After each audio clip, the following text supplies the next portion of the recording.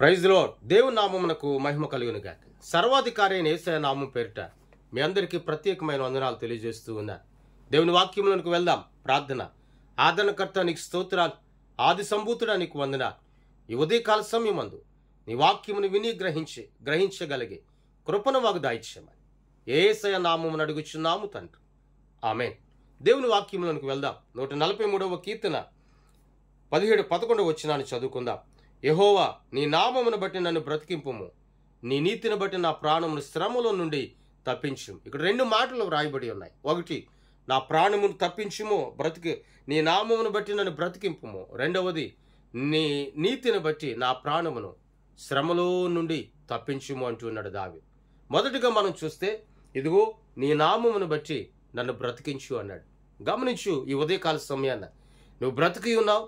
నీ ఆయుష్కాలమును పొడిగించాడు దేవుడు అంటే కేవలం ఆయన నామమును బట్టి మాత్రమే. 6వ నెలంతయు కూడా దేవుడు తన సన్నిధి నీ చుట్టూ నీకు తోడుగా ఉంచి ఉన్నాడే. ఈరోజు 7వ నెలలో నువ్వు అడుగుపెట్టి ఆనందిస్తూ ఉన్నావు, సంతోషిస్తూ ఉన్నావు అంటే కేవలం ఆయన నామం, ఆయన కృపను బట్టి మాత్రమే. దావీదు పలుమార్లు దేవుని స్తుతిస్తూ ఉన్నాడు. అయ్యా, నీ వాక్యం, నీ నామమును బట్టి నన్ను బ్రతికించుము అంటాడు. నిజమే, బ్రతికి ఉన్నావు. బ్రతికి ఉన్న నీవు ఆయన సాక్షిగా నిలబడి ఉన్నావా? లేక శ్రమలు వచ్చినప్పుడు, లేక ఒంటరితనంలో నువ్వు కృంగిపోవచ్చు, ఒంటరితనంలో దిగులు పడుచు దేవునికి దూరముగా ఉన్నావు. ఏ రీతిగా నీవు ఉన్నావు? నిన్ను దేవుడు బ్రతికించాడు అంటే నీ ద్వారా ఈ భూమి మీద అనేకమైనటువంటి ఆశ్చర్యమైన కార్యాలు జరిగించడానికి.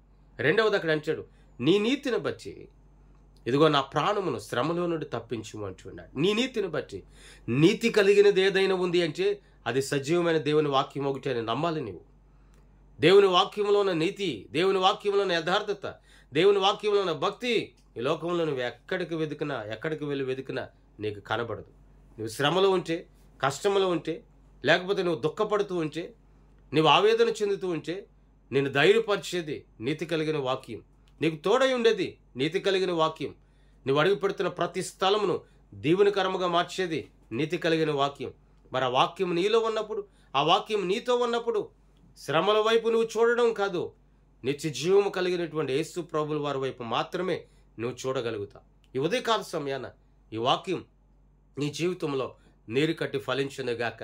ఎన్నో ఇబ్బందులు, ఎన్నో కష్టాలు, ఎన్నో ఆవేదనలు, దుఃఖాలు గడిచిన దినాల్లో నువ్వు అనుభవించుచూ ఉండవచ్చు.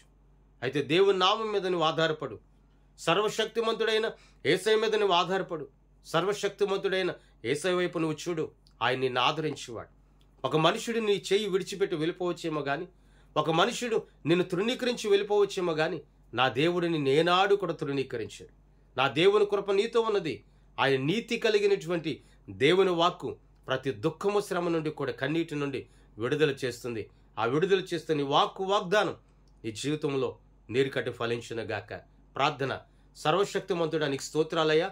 ఈ ఉదయకాల సమయాన్ని ఈ మాటల ద్వారా ప్రార్థిబడను దర్శించండి, బలపరచండి, తోడై ఉండండి ప్రభా. వినిన ప్రతి మాట నీరు కట్టి ఫలింపచేయండి. నీతి కలిగిన వాక్కు ద్వారా నడవగలిగే శక్తి దాయిచేయండి, ధైర్యపరచండి, శక్తిని దాయిచేయండి, ఆరోగ్యం దాయిచేయండి, స్వస్థపరచమని యేసయ్య నామమున అడుగుచున్నాము తండ్రి. ఆమేన్. నా దేవుని కృప ఇప్పుడు ఎల్లప్పుడు నీకు, నీ ఇంటి వారికి సదాకాలం తోడైండి నడిపించునుగాక. ఆమేన్. మీ అందరికీ వందనాలు తెలియజేస్తూ